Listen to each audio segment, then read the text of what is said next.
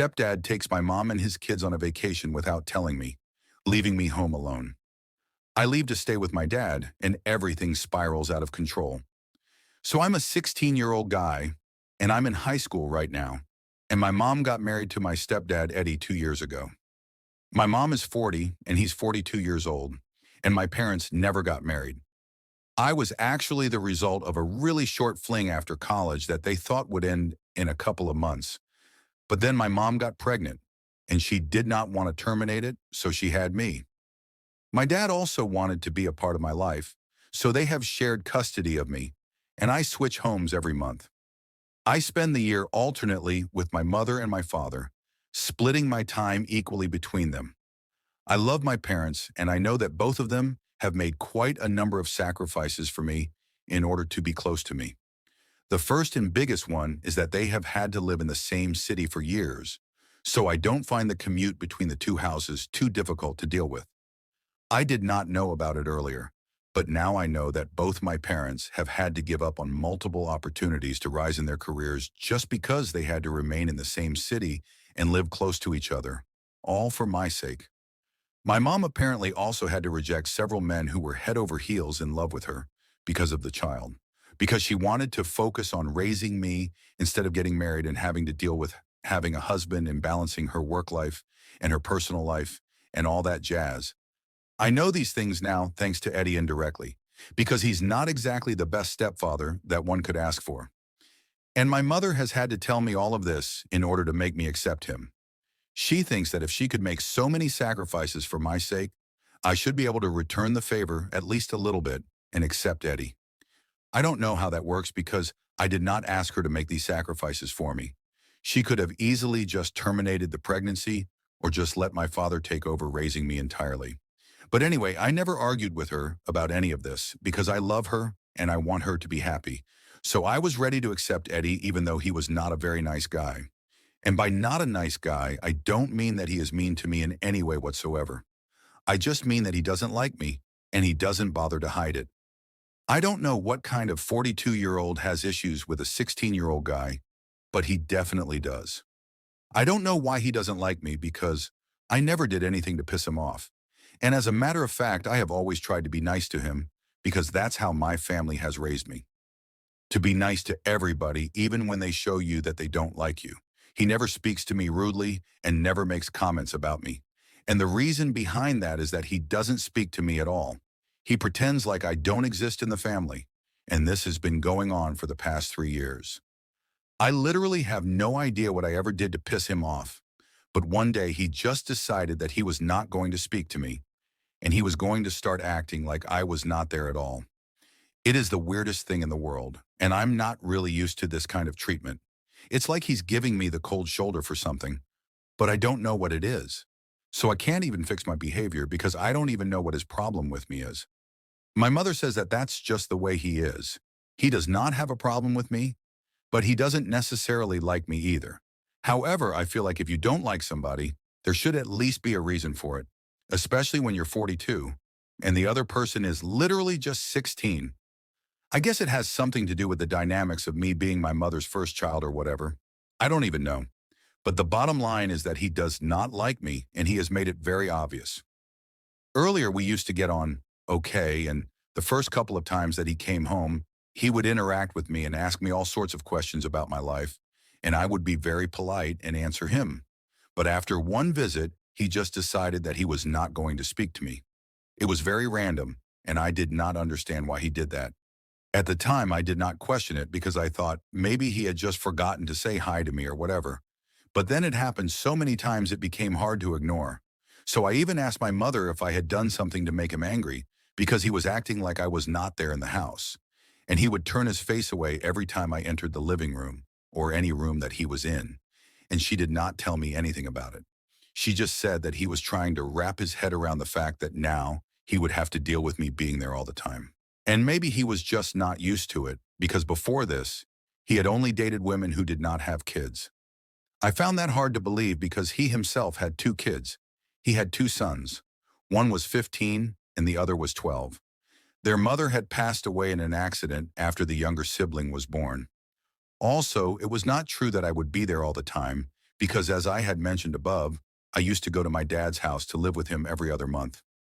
But anyway, a few months passed that way, and eventually I just accepted the fact that this was how he was, and he was not going to speak to me anymore. After a year of being in a relationship, he proposed to my mother, and they got married a few months later. After their marriage, Eddie moved into the house with his kids. Before that, I had only met his children a couple of times, and even they had been taught by their father not to speak to me. It was just so crazy. And I don't even know how I dealt with that for so long. For years, as a matter of fact. Before getting married, Eddie and my mother used to live separately because Eddie's mother was really sick, and she used to live with them. But after they got married, he decided to move her in with his sister so she would be able to take care of her. And he moved in with my mom into our house with his children. I don't know if any of you guys have ever experienced this, but it's really not easy to live in the same house with a bunch of people who won't talk to you and pretend that you don't even exist. But I had to put up with that, and it made me feel really bad because I felt like I was a criminal of some sort, judging by the way they treated me. And the worst part was that I never got to find out what I did wrong in the first place. I still have no idea, but at least I'm not living with them anymore. So it doesn't matter anyway. Years passed and their behavior did not change even though I got used to it. I was already used to Eddie not speaking to me whenever he would come over to visit my mother, which was quite frequent. And after they got married, I got used to him and his kids living in the same house with me and not speaking to me. Every time I would go to my mother's place, I would have to prepare myself mentally to only talk to my mother for the next couple of weeks. She was the only person who would speak to me in that house, and everybody else pretended like I was not there, like I was invisible. It was hurtful, but I did want to spend time with my mother. So I had to deal with it because I knew that she was not going to talk to Eddie about it. Trust me, I had tried to convince her innumerable times to talk to him about it and get to the bottom of this, or at least try to solve it. But she told me that she had already spoken to him about it. And there were a couple of personal reasons that she could not disclose to me, which is why he refused to acknowledge my existence in the house. And she could not do anything about it because she understood where he was coming from. And she also understood why I felt bad about it, but I would just have to suck it up and deal with it.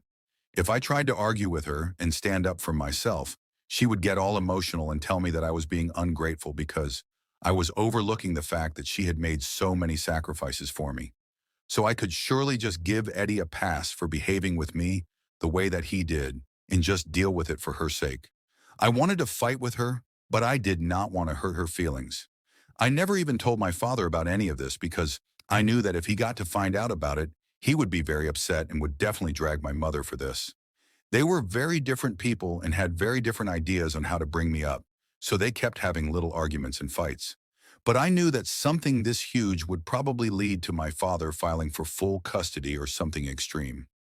I did not want to stir up drama, so I avoided telling him and pretended that everything was fine with my mother and her new family. Eddie and my mother had been together for 1 year before they got married, and it has been 2 years since they have been living together. So I have been putting up with this sort of behavior for 3 years now, and I have been pushed to my limit and stretched very thin. Recently, what happened was what really pushed me off the edge, and I decided that I was no longer going to put up with this.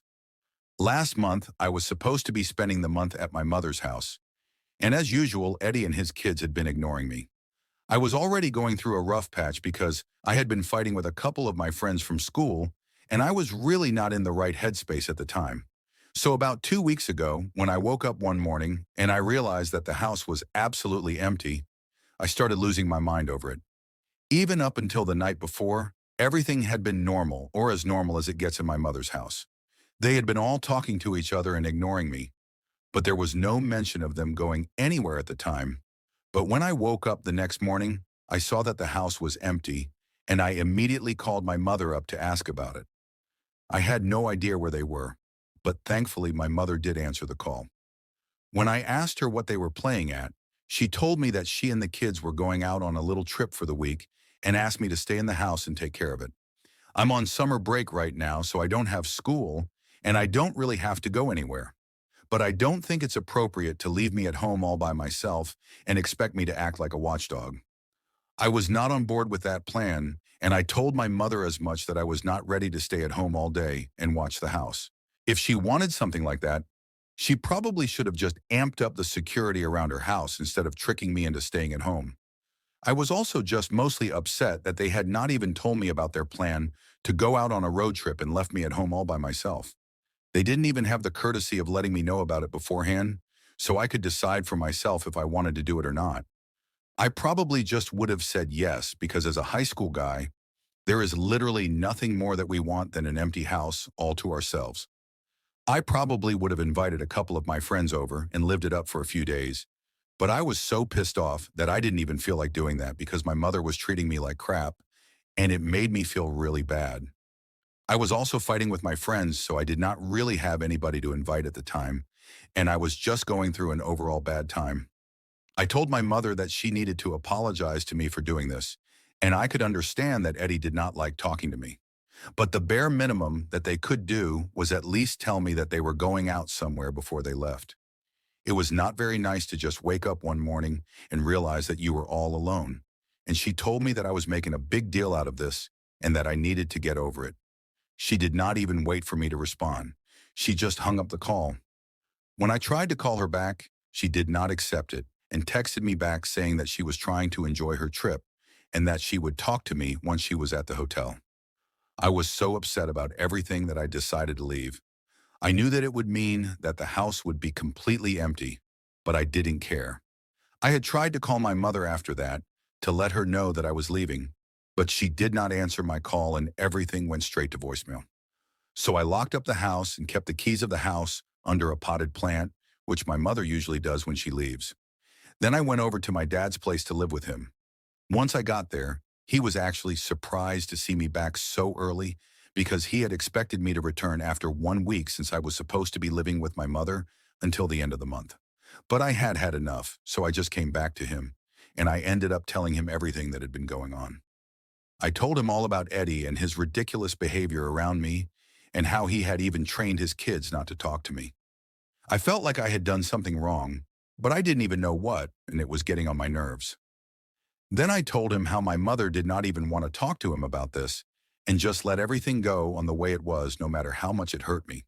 Her excuse for that was that she believed that he had his personal reasons and they were valid, but she was not even willing to tell me what those reasons were so I would be able to make sense of what was going on around me. I had put up with this for long enough just for my mother's sake. I wanted her to be happy and she kept reminding me that she had made so many sacrifices for me in her life so I could do this for her. But this was getting way too much to take. I was not going to tolerate it anymore, and I was done. I had to tell my father about it because he deserved to know what my mother was putting me through.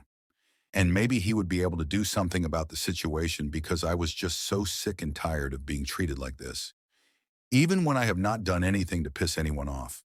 And I have always tried my best to be kind and compassionate towards everybody. Then I told him about how my mother had left me at home alone without even telling me that she and her husband and his kids were going out.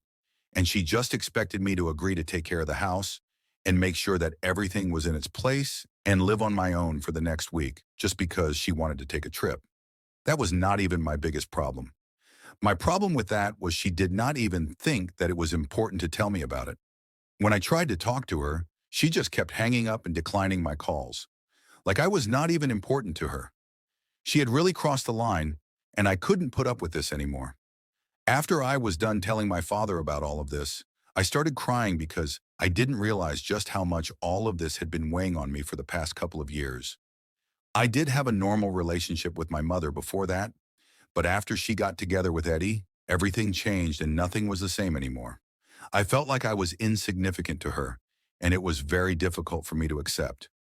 After venting to my father about all of this, he just said one thing to me, and that was that he was going to take care of everything for me now.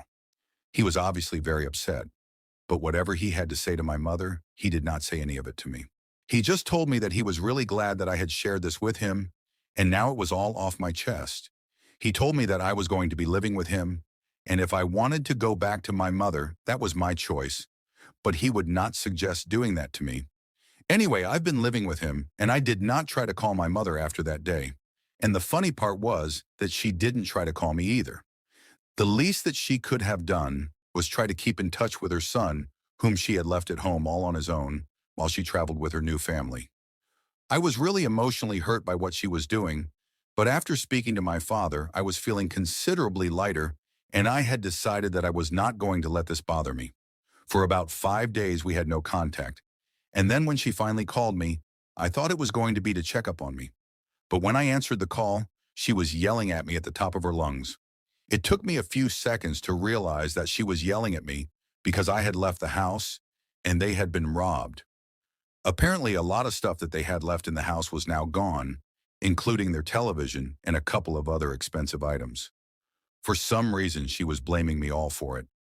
I don't know why she was doing that because I had tried to call her and inform her that I was leaving and I was going to stay with my father. After she had stopped yelling, I told her that I was not happy about the way she had been treating me, and I had tried to contact her several times after she had hung up, but she kept declining my calls. So she told me that I could have texted her, and as valid as her point was, I told her that I didn't do it on purpose because I was mad. I thought it was very obvious, and I had made it very clear to her that I was upset, so she should not have expected me to stay back in the first place.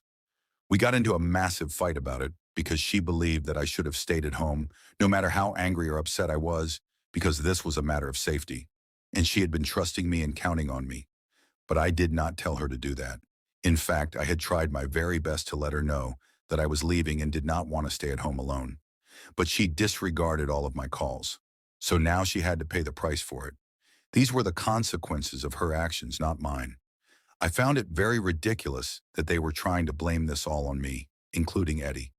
The first time that he spoke to me in the last couple of years, it was only to yell at me and blame me for my carelessness.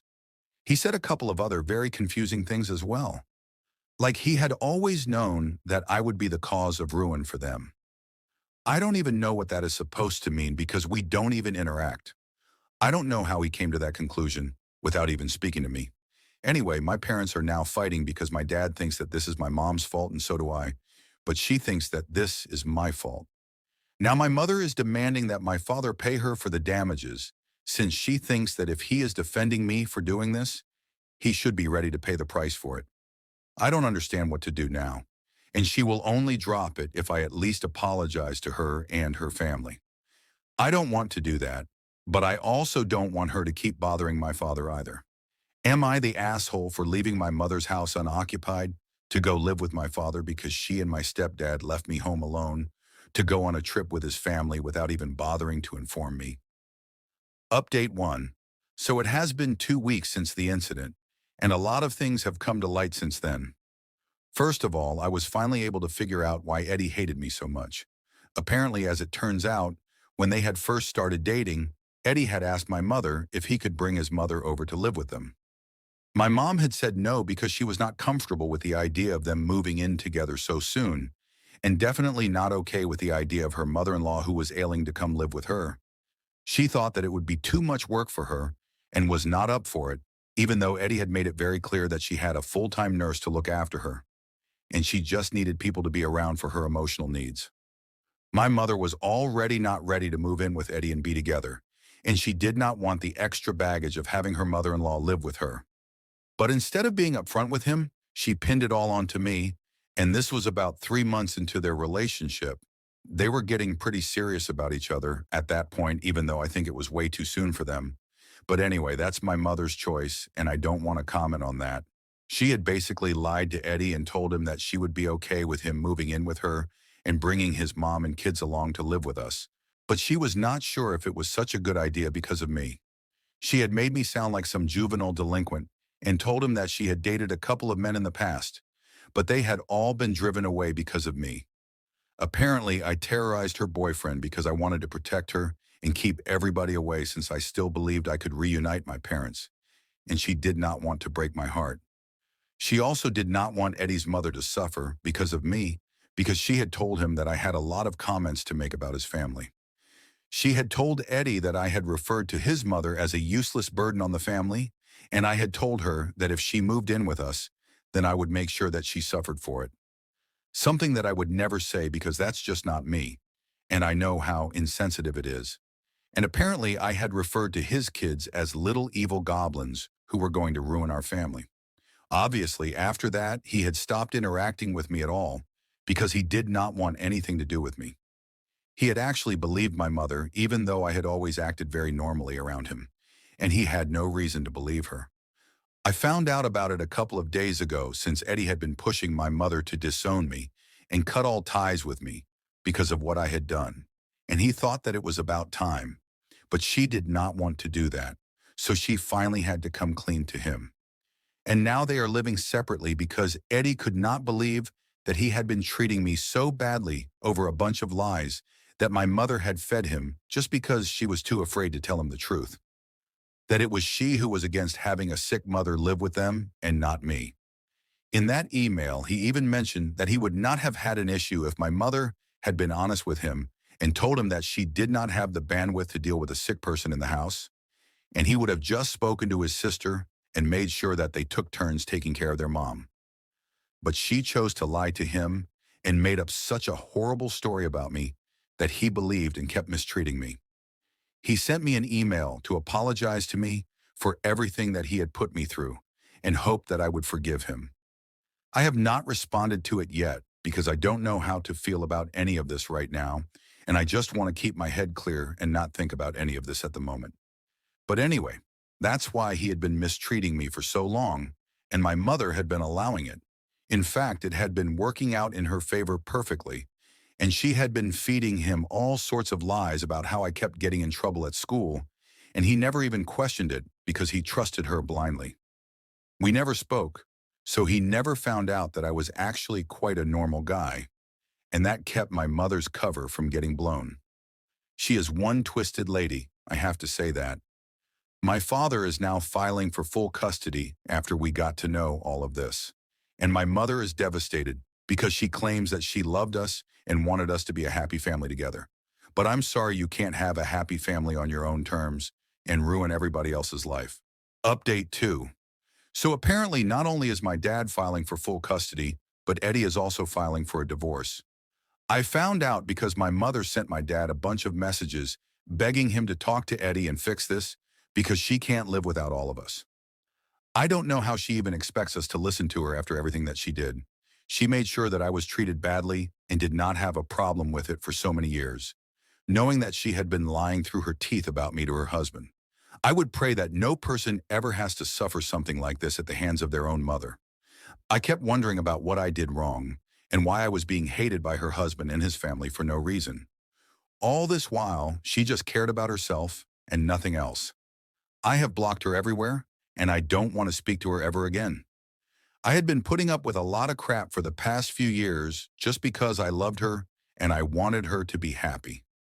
Clearly, she did not feel the same way about her own son and only cared about her own happiness. So that makes the two of us, both of us, put her happiness first. Well, not anymore. Update 3, it's official. Eddie has filed for a divorce. That is literally all that people are talking about right now, my family, and a couple of common friends that my parents had. My mother's dealing with this in a very weird way by posting sad quotes on social media, which I have been receiving screenshots of from my cousins. I don't know what she expects, but that's definitely not going to help. She dug her grave, and now she has to lie in it. Update 4. So my dad has full custody of me now. It has been a couple of months, and my mother put up a good fight. But unfortunately, the divorce and everything made it super complicated for her. And we had all the proof of what she had put me through, so she really didn't stand a chance. But her lawyer managed to stretch the case out for a couple of months at the very least. Anyway, I don't have to visit my mother now if I don't want to because my dad is the custodial parent. She does get visitation rights, but I don't know what the point of that is since I don't even want to talk to her anymore.